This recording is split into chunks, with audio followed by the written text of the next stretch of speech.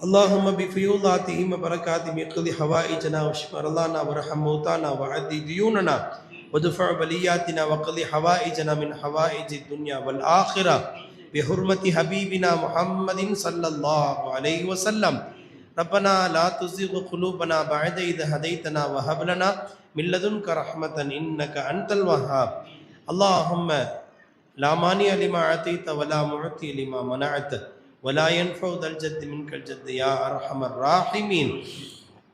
ربنا لا تؤاخذنا إن نسينا واخطأنا ربنا ولا تحمل علينا إسرا كما حملته على الذين من قبلنا ربنا ولا تحملنا ما لا طاقة لنا به واعف عنا واغفر لنا وارحمنا أنت مولانا فانصرنا على القوم الكافرين.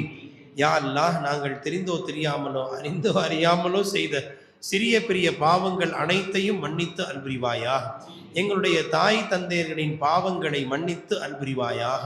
மூதாதையர்களின் பாவங்களை மன்னித்து அல்புரிவாயாக. மனைவி மக்களின் பாவங்களை மன்னித்து அல்புரிவாயாக. சகோதர சகோதரிகளின் பாவங்களை மன்னித்து அல்புரிவாயாக. அனைத்துலகிலும் உள்ள முஃமினான முஸ்லிமான ஹயாத்தான மௌத்தான அனைவரின் சிறிய பெரிய பாவங்கள் அனைத்தையும் மன்னித்து அல்புரிவாயாக. கருணையுள்ள ரஹ்மானே, பாவமான காரியங்கள் மீது எங்களுக்கு வெறுப்பை ஏற்படுத்துவாயாக. நன்மையான விஷயங்கள் மீது ஆசை உண்டாக்குவாயாக. கருணை ஆண்டே, உன்னை அதிருப்திப்படுத்தி வாழ வேண்டும் என்று நாங்கள் ஆசைப்படவில்லை ரப்பே. எங்களுடைய பலகீனம் நஃப்சு ஷைத்தானுடைய தூண்டுதலால் நாங்கள் பாவத்துக்கு விழுந்துடுறோம் ரப்பே. கருணை ஆண்டே, நீ பார்த்து பிச்சை போடுறப்பே. நீ எங்களை பார்க்காதே உன் ஹபீபை பாரு ரப்பே. உன்னுடைய ஹபீபுடைய முகத்துக்காக எங்க மேல இறக்கப்படுறப்பே. கருணையானே, உன்னுடைய ரஹமத்து விசாலமானது ரப்பே. எங்களுடைய பாவம் பெரிதா உன்னுடைய ரஹமத் பெரிதா என்றால் உன்னுடைய ரஹமத் மிகவும் விசாலமானது ரப்பே. கருணையானே, நீ நினைத்தால் எங்களுடைய பாவத்தை மன்னித்து பாவத்தை நன்மையாக மாற்றி விடுவாய் ரப்பே. கருணையானே, நாங்கள் பாவிகளிலும் பாவிகள்.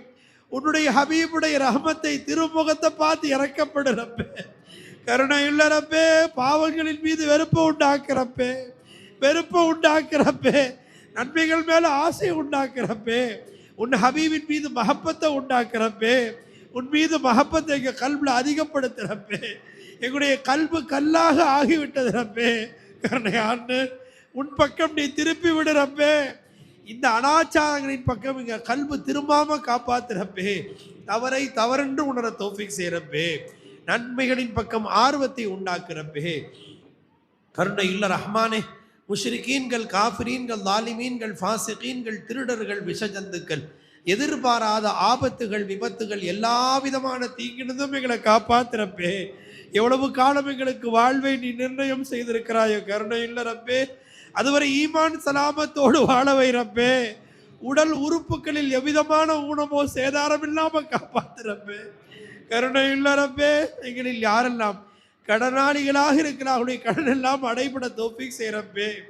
கடன் இல்லாத நிலையில உன்னை சந்திக்க வைரப்பே.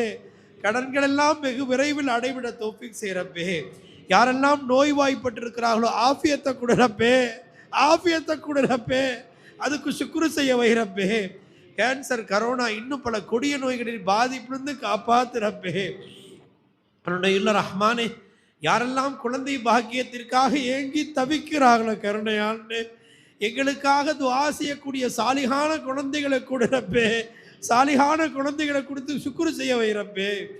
கருணை இல்ல ரஹ்மானே, நீ கஞ்சன் அல்ல, உன் கசானாவில் என்னைக்கும் பஞ்சமே இல்லை. கருணையான்னு குழந்தையை கொடுப்பதால் உன்னுடைய கசானாவில் என்னைக்கு பஞ்சம் ஏற்பட போறதில்லை ரப்பே. யாரெல்லாம் ஏங்கி தவித்து துஆ செய்கிறார்களோ உன் ஹபீபின் பொருட்டால், இந்த மஜ்லிஸின் பொருட்டால் நீ கொடுறப்பே. கருணையாண்டே, அதை கபூல் செஞ்சுக்கிறப்பே. உன்னுடைய தீனுக்காக அர்ப்பணிக்க தௌஃபீக் செய்யறப்பே. கருணையுள்ள ரஹ்மானே, எங்களின் வீடுகளில் உண்டான குமர்களுக்கு சாலிகான ஜோடுகளை அமைத்து தந்து இலகுவான முறையிலே காரியங்கள் நிறைவேற தௌஃபீக் செய்யறப்பே. யா அல்லாஹ், கர்ப்பிணி பெண்களுக்கு இலகுவான பிரசவத்தை சாலிகான அவுலாதை நசீபாக்கிறப்பே. குடும்ப வாழ்க்கையில் யாரெல்லாம் ஒற்றுமை இல்லாமல் தவிக்கிறார்களோ ஒற்றுமையை, மன அமைதியை தந்திரப்பே, மன அமைதியை தந்திரப்பே. கணவன் மனைவிக்கு மத்தியில், தகப்பன் பிள்ளைக்கு மத்தியில், சகோதரன் சகோதரிகளுக்கு மத்தியில், மாமியார் மருமகள்களுக்கு மத்தியில் எங்கெல்லாம் பிரச்சனையும் பிணக்குகளும் ஏற்பட்டிருக்கிறதோ அந்த மனக்கசப்புகளை நீக்கி நல்ல புரிந்துணர்வு ஏற்படுத்துறப்பே. இஸ்லாமிய மனம் கமலம் இன்ப வாழ்வை அருள் புரிந்து விடுறப்பே. கருணையானே வியாபாரங்களில் பறக்க செய்யறப்பே, விவசாயங்களில் பறக்க செய்யறப்பே, கொடுக்கல் வாங்கல் வருமானங்களில் பறக்க செய்யறப்பே, வேலை வாய்ப்பு இல்லாதவருக்கு வேலை வாய்ப்பை அருள் புரிந்து விடுறப்பே. யாரெல்லாம் எங்கள் திறமைகளால் நாங்கள் செல்வம் சேர்க்க முடியாது, நீ போடுற பிச்சையில வாழ்றப்பே. கருணையானே அதை உணர தௌஃபீக் செய்யறப்பே, அதுக்கு சுக்குரு செய்ய வைறப்பே. கருணை இல்லறப்பே எங்களை கபூல் செஞ்சுக்கிறப்பே. எங்களுக்கு முன்னால் சென்ற முன்னோர்கள் கபர்களை 100ஆல் நிரப்பி தரஜாக்களை உயர்த்தி விடுறப்பே. யாரெல்லாம் எங்கெல்லாம் தீனுடைய சேவைகள் நடைபெறுகிறதோ அவை அனைத்தையும் கபூல் செய்யறப்பே. அதை செய்பவர்களுக்கு இஹ்லாஸை தந்திரப்பே. உலகில் எங்கெல்லாம் உன்னுடைய ஹபீபுடைய உம்மத்துக்கு பாதிப்பு ஏற்படுகிறதோ யாரெல்லாம் அவைகள் அனைவருக்கும் பாதுகாப்பை தந்திரப்பே. காஷ்மீர முஸ்லிம்களை காப்பாத்துறப்பே, இந்திய முஸ்லிம்களை காப்பாத்துறப்பே, ஷரியாவை பேணி நடக்க தௌஃபீக் செய்யறப்பே. ரோஹிங்கியா முஸ்லிம்களை காப்பாத்துறப்பே, சீனாவின் உய்குர் இன முஸ்லிம்களை காப்பாத்துறப்பே, இலங்கை முஸ்லிம்களை பாதுகாத்துறப்பே, ஈரானிய முஸ்லிம்களை காப்பாத்துறப்பே, பலஸ்தீன முஸ்லிம்களை காப்பாத்துறப்பே. அவங்களுக்கு நிரப்பமான கண்ணியமான வாழ்வை அருள் புரிந்து விடுறப்பே. கருணையாளனே அந்த யூத நசாராக்களுக்கு கடுமையான அழிவை உண்டாக்குறப்பே, நெருக்கடிகளை ஏற்படுத்துறப்பே, அவர்களுக்கு மத்தியிலேயே குழப்பத்தை ஏற்படுத்துறப்பே, அவர்களுடைய பலத்தை ஒன்றுமில்லாமல் ஆக்கி விடுறப்பே. கருணையாளனே அந்த அனாதை சிறுவர் சிறுமியருடைய அழுகைக்கு நீ மதிப்பு கொடுப்பறப்பே. கருணையாளனே அவருடைய அழுகையின் பறக்கத்தினால் ஏத்துக்கிறப்பே. கருணையுள்ள ரஹ்மானே யாரெல்லாம் எங்களிடம் துஆ செய்யும்படி கேட்டுக்கொண்டாருடைய ஹலாலான ஹாஜத்துகளை பூர்த்தி செய்யறப்பே. யாரெல்லாம் இந்த மஜ்லிஸை இன்னும் ஆபாதாக்கி வைகிறப்பே, இந்த மதரசாக்களை கபூல் செஞ்சுக்கிறப்பே, நிஸ்வான கபூல் செய்யறப்பே, ஹசரத் அவருடைய சேவைகள் அனைத்தையும் கபூல் செய்யறப்பே, நீண்ட ஆயுள கூடுறப்பே. அவருடைய குடும்பத்தினரின் சேவைகளையும் அவருடைய சார்பாளர்கள் தொடர்பாளர்கள் இந்த சேவைக்கு யாரெல்லாம் எல்லா வகையிலும் உடலாலும் பொருளாலும் ஆலோசனையாலும் சிந்தனையாலும் உதவி புரிந்திருக்கிறார்களோ ஒத்துழைத்திருக்கிறார்களோ அத்தனை பேருடைய ஹித்மத்தை கபூல் செய்யறப்பே. சிறந்த பகரத்தை இம்மையிலும் மறுமையிலும் தாரப்பே. அவர்களுடைய கல்வில யாரெல்லாம் இஷ்கு மஹப்பத்தை அதிகப்படுத்துறப்பே. பாவியான எனக்கும் இங்கே இருக்கிற அத்தனை பேருக்கும் நசீபாக்கிறப்பே. கருணையுள்ள ரஹ்மானை இதில் எந்த விதமான தங்கு தடையின்றி தொடர தௌஃபீக் செய்யறப்பே. நாங்கள் செய்தோம் என்ற இஹ்லாஸிற்கு மாற்றமான உணர்வுகள் வராமல் காப்பாத்துறப்பே. கருணை ஆழ்னை இந்த ஊர் மக்கள் அத்தனை பேருக்கும் இந்த இல்மு கொண்டு போய் சேர்க்கப்பட தௌஃபீக் செய்யறப்பே. நல்ல மாற்றத்தை ஏற்படுத்துறப்பே. எங்களுடைய குறைகளின் காரணமாக இந்த ஊருக்கு பாதிப்பு வராமல் காப்பாத்துறப்பே. வலிமார்கள் வாழுகின்ற பூமிரப்பே. யாரெல்லாம் இந்த பூமியினுடைய பரக்கத்தை இன்னும் அதிகப்படுத்துறப்பே. வலிமார்கள் வந்து செல்ல பூமியாக ஆக்கிறப்பே. உன்னுடைய வலிமாவுடைய தொடர்பை எங்கள் எல்லோருக்கும் நசீபாக்கிறப்பே. எங்களுடைய பெண் மக்களுக்கு நசீபாக்கிறப்பே. சாலிகான பிள்ளைகளை வளர்த்தெடுக்க தௌஃபீக் செய்யறப்பே. இந்த பிள்ளையா வளர்த்தெடுத்தோன்னு எங்களுக்கு கேவலப்படுற மாதிரி ஆக்கிடாதரப்பே. எங்களுடைய குடும்பங்கள் அது போன்ற கேவலங்கள் வராம காப்பாத்துறப்பே. கருணை இல்ல ரஹ்மானே எங்களுடைய பிள்ளைகள் எங்களுக்காக துஆ செய்யக்கூடிய சாலிகான பிள்ளைகளாக, கண்ணியமான பிள்ளைகளாக, எங்களுடைய கண்ணியத்தை காப்பாற்றுகிற பிள்ளைகளாக ஆக்கி விடுறப்பே. எங்களுடைய பெண் மக்களுக்கு பர்தாவுடைய பேணுதலை தந்துடுறப்பே. சாலிகானவர்களாக ஆக்கிடுறப்பே. நப்சு ஷைத்தானுடைய தீங்குகள்ல இருந்து காப்பாத்துறப்பே. நீ அவர்களை பார்த்து கொண்டே இருக்கிறாய் என்ற உணர்வை எங்கள் அனைவருக்கும் நசீபாக்கிறப்பே. தக்வாவுடைய உணர்வை நசீபாக்கிறப்பே. கல்வை தஸ்கியா செய்து விடுறப்பே. ரப்பனா ஆத்தினா ஃபித் துன்யா ஹஸனா வஃபில் ஆখিরাতি ஹஸனா வகினா அஸாபன் நார். ஸல்லி வ ஸல்லிம் அலா ரசூலிக சய்யிதினா முஹம்மதின் வ ஆலிஹி வ அஸ்ஹாபிஹி அஜ்மஈன் வல்ஹம்துலில்லாஹி ரப்பில் ஆலமீன்.